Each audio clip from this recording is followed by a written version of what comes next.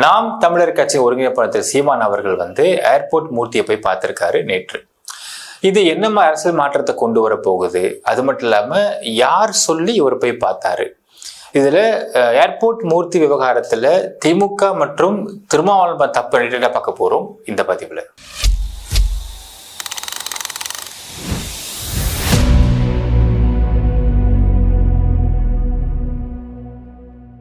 அன்பார்ந்த மக்களுக்கு வணக்கம். நான் உங்கள் Karthik Pillai and welcome to the கேடி.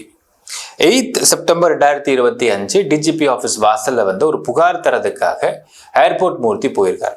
என்ன புகார்னா, இவர் ரோட்ல எங்கேயோ போயிட்டு இருந்த சமயத்துல இவர்கிட்ட வழிமறிச்சு விடுதலை சிறுத்தை கட்சியோடைய நிர்வாகிகள் ஏதோ பிரச்சனை பண்ணியிருக்காங்க அப்படிங்கிறதை சம்பந்தமா ஒரு புகார் தர போயிருக்கார். இப்படி புகார் தர போனவரை புகார் கொடுத்துட்டு வெளிவரும் பொழுது விடுதலை சிறுத்தை கட்சியுடைய அங்கே உறுப்பினர்கள் தொண்டர்கள் ஒரு சில ஆட்கள்லாம் போய் அவரை வழிமறிச்சு அவர் அடிக்கிறாங்க.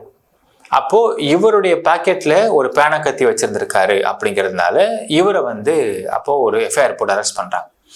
அரெஸ்ட் பண்ணதுக்கு பிறகு அவரை கூண்டாஸ் போடுறாங்க. இப்போ என்னென்ன ஆயிடுச்சுன்னா, மக்களே பார்க்கக்கூடிய மக்கள் எல்லாருக்குமே யாரு ஃபர்ஸ்ட் போய் வம்பிழுத்தது. இப்போ ஏர்போர்ட் மூர்த்தி டிஜிபி ஆஃபீஸ்க்கு போறாரு, போயிட்டு ஏதோ ஒரு புகார் தர போறாரு. அங்க விடுதலை சிறுத்தை கட்சியை சேர்ந்தவர்கள் அவரை போய் வழிமறிச்சு பிரச்சனை பண்றாங்க. இவரு போய் அவங்கள வழிமறிச்சு பிரச்சனை பண்றாங்களா அப்படின்னா அது கிடையாது. அவங்க வழிமறிக்கிறாங்க. இப்போ ஒருத்தவங்களுடைய தனி உரிமையை, அவங்களுடைய ரைட்ஸை கெடுக்கும் விதமா ஒருத்தவங்க நடந்துக்கிறாங்க அப்படின்னா அவங்க மேல ஃபர்ஸ்ட் கேஸை போடுவாங்களா இல்லை இவர் மேல கேஸை போடுவாங்களா அப்படிங்கிற விமர்சனம் அப்பயே பயங்கரமா வந்துச்சு. இப்போ இந்த வழக்கை பொறுத்தளவுக்கு பார்த்தீங்கன்னா, ஏர்போர்ட் மூர்த்தி மேலே வழக்கு தொடுத்தது அப்படின்னா சரி 2 பேர் மேலே கேஸை போட்டுருக்கலாம். அதை போடலை. அதுக்கு பதிலாக அந்த ஏர்போர்ட் மூர்த்தியை மட்டும் அரெஸ்ட் பண்ணுறாங்க. அந்த விசிகே ஆட்கள் மீது எந்த வழக்கும் தொடுத்த மாதிரி தெரியல. ரிமாண்டும் பண்ணுறாங்க. ரிமாண்டுக்கு அப்புறம் அடுத்தது பார்த்தீங்கன்னா கூண்டாஸ் போடப்படுது.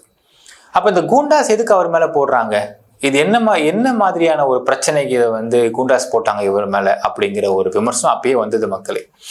அப்போ என்னன்னா, இதை விசாரிக்கும் பொழுது என்ன ஒரு தகவல் கிடைச்சதுன்னா, கூண்டாஸ் ஏன் போடப்பட்டுச்சு தகவல் பார்த்தீங்கன்னா, விடுதலை சிறுத்தை கட்சியின் திருமாவளவன் அவர்கள், நம்ம எப்பவுமே சொல்லுவோம் திருமாவளவன் இவர் தலித் சமூகத்துக்கு ஆதரவாளரா, தலைவரா, விரோதியா அப்படிங்கிற ஒரு பெரிய விமர்சனங்கள் இருக்கு. திருமாவளவனை பொறுத்தளவுக்கு தலித் சமூகத்து மக்கள் மேம்பட்டு மேலே வரணும், அவங்க படிப்புலையும் கல்வியிலையும் உத்தியோகத்திலையும் மேலே அவங்களுடைய வாழ்க்கை திறன் மேம்படணும் அப்படிங்கிறதுக்காகலாம் அவர் கட்சி நடத்தலை. அவர் நல்லா நடத்திக்கிட்டு இருக்கார்.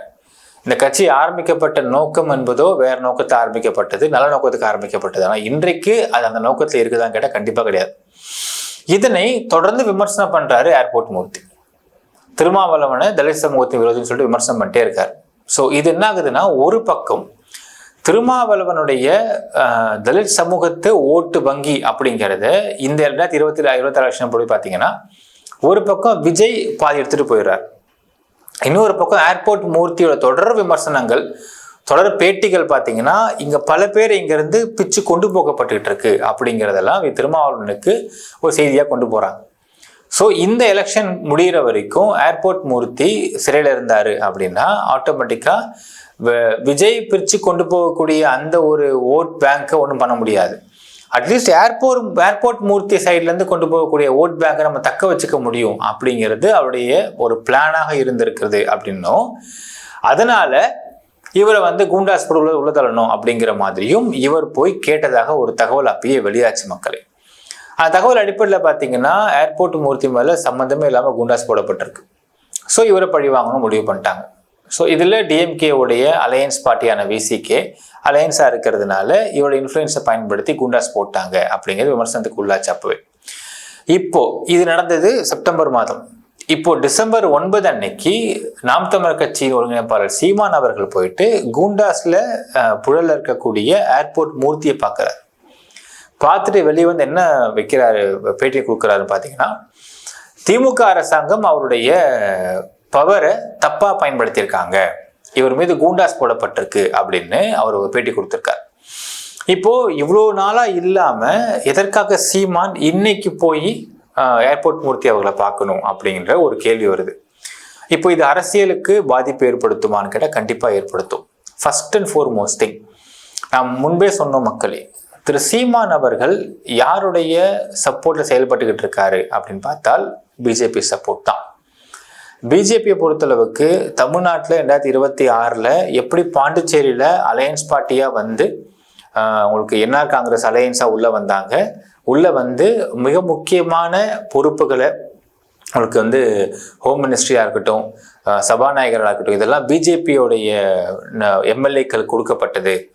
எப்படி என்ஆர் காங்கிரஸ்ல என் ரங்கசாமி அவர்களை வந்து டம்மியா வச்சாங்க அப்படிங்கிறத பார்த்துருப்போம். ஸோ பாண்டிச்சேரி நடந்துட்டு தான் இருக்கு, இன்னமும் அது போயிட்டு இருக்கு. அதே மாதிரி தமிழ்நாட்டில் இந்த வாட்டி கால் ஊன்றதுக்கு பிஜேபி எல்லா ஒர்க்கும் பண்ணிட்டு இருக்காங்க. மறைமுகமாகவும் இருக்கு, டைரக்டாகவும் இருக்கு. இதன் அடிப்படையில் போன 2021 பார்த்தீங்கன்னா சீமான் பிஜேபிக்கு ஆதரவு கொடுத்துருக்கிறாரு இன்டைரக்டா. எப்படி அப்படின்னா பிஜேபியோடைய எதிர்பார்ட்டியை விமர்சித்து நிறைய பேசுவார். இதை இன்டைரக்ட் ஆதரவு கொடுத்துட்டு இருந்திருக்காரு சீமான் அவர்கள். ஸோ இந்த முறை டிஎம்கே கிட்ட இருந்து அலையன்ஸை பிச்சு கொண்டு வரணும். இப்போ டிஎம்கேவை பொறுத்தளவுக்கு தன்னிச்சையான வெற்றியான்னு கேட்டால் கிடையாது. 2021 பார்த்தீங்கன்னா 2021 தேர்தலே அதிமுகவுக்கும் திமுகவுக்கும் இடையான வேறுபாடு differences was very minute, 4% around தான். அதுலேயும் பல தொகுதிகளில் பார்த்தீங்கன்னா ரொம்ப லிமிட்டடான ஓட்டில் ஜெயிச்சிருக்கிறாங்க டிஎம்கே. இதுக்கு மிக முக்கியமான 2 காரணம் சொல்லப்படுது. ஒன்று பார்த்தீங்கன்னா அலையன்ஸ், இன்னொன்று 10 இயர்ஸாக டிஎம்கே ஆட்சி பண்ணிட்டு இருந்தப்போ ஆன்டி இன்குபன்சி இருந்ததை சொல்கிறாங்க. இப்போ இந்த முறை 2021 26 சொல்கிறேன், 26 பொறுத்தளவுக்கு டிஎம்கே உடைய பவரை உடைக்கிறதுக்குன்னு பிஜேபி எல்லா வேலையும் பார்க்குறாங்க. ஃபர்ஸ்டே சொன்ன மக்களே, பிளான் ஏ விஜய் அவர்களுக்கு பார்த்தீங்கன்னா மாஸ்டர் படம் சமயத்திலேயே விஜய்க்கு வீட்டுக்கு ரைடு விட்டு அதன் மூலயமா பிஜேபி கூப்பிட்டு அவரை ஃபுல்லாக பேசிட்டாங்கன்றத நம்ம பேசியிருப்போம்.